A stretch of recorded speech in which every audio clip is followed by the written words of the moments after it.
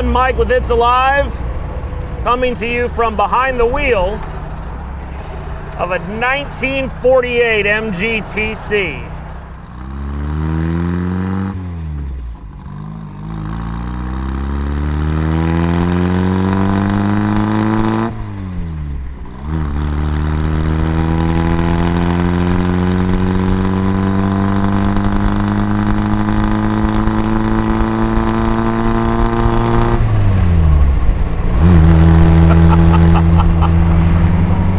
America's love affair with the sports car really began with the MGTC here.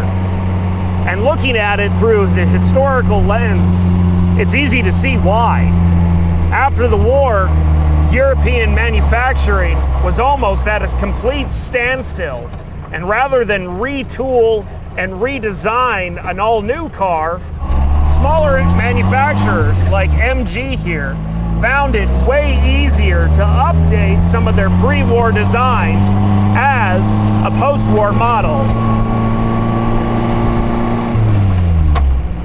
And such, the MG Y-Series became the T-Series. American GIs stationed in England fell in love with these little cars, with how nimble they are, excellent power-to-weight ratio, and quite simply, unlike really anything that was offered stateside at the time. Returning from service, many GIs brought them back, and all over the United States, particularly in dry climates like the West Coast, these cars became a staple on American roadways.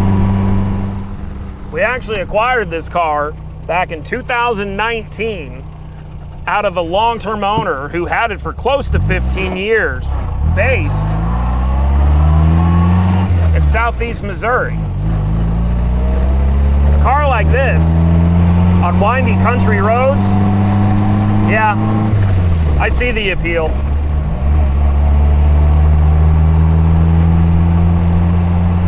Truth is, a car like this is just kind of fun to tootle around in. Not at all something you would take on the interstate. Top speed, if you're going downhill, probably 50, maybe 55 miles an hour. And even then, you really are driving something that was not meant for modern roads. This car also benefits from a XPEG TD series engine fitted under prior ownership. Whoever installed it actually took the time and the trouble to fit the matching numbers octagonal engine tag from the original engine. This car's also been fitted with turn signals, which makes it that much more practical, if you could say such a thing about a TC Series MG. Cruising along at about 40 miles an hour. In fourth gear, we have right at 40 pounds of oil pressure. And judging by our odometer up there, it looks like engine temperature is right where we would want it to be. Truth is, this car could be taken in a lot of different directions.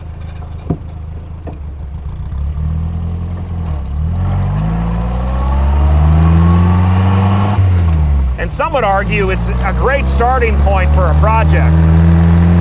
Yeah, it's missing some things. No tonneau cover, no convertible top boot. Right now, it doesn't even have wiper blades. Though, we'll be kind enough to include a set of those in the sale.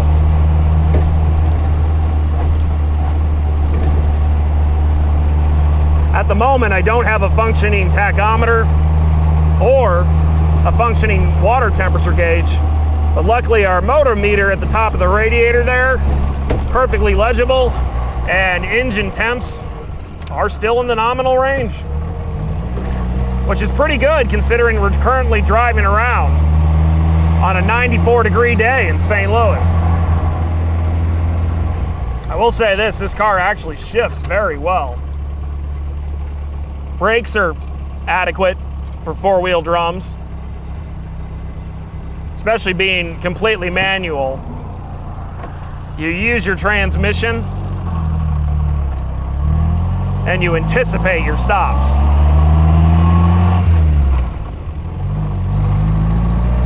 But when executed properly, it's actually quite fun to drive.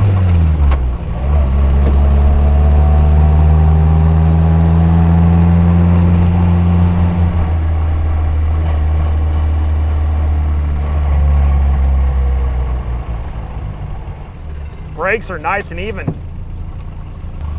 The thing I love about these cars the most is that they do offer that pre-war driving experience. The problem is driving one of these in modern traffic, it is not at all what they would consider practical. It's slow, it's underpowered, and yeah, you get it above 50 miles an hour and it feels like it's gonna rattle you to death. But in that, these cars have a certain charm. A charm that can't be replicated by any modern car. This comes from an era when motorsport and motoring were merging.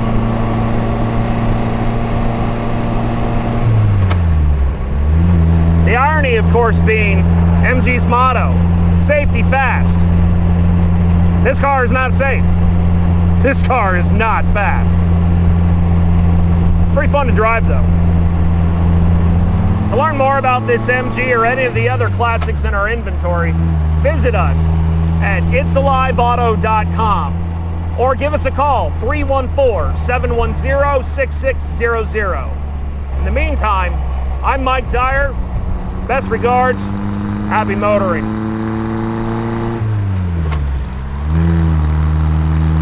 It's like nothing else on the road.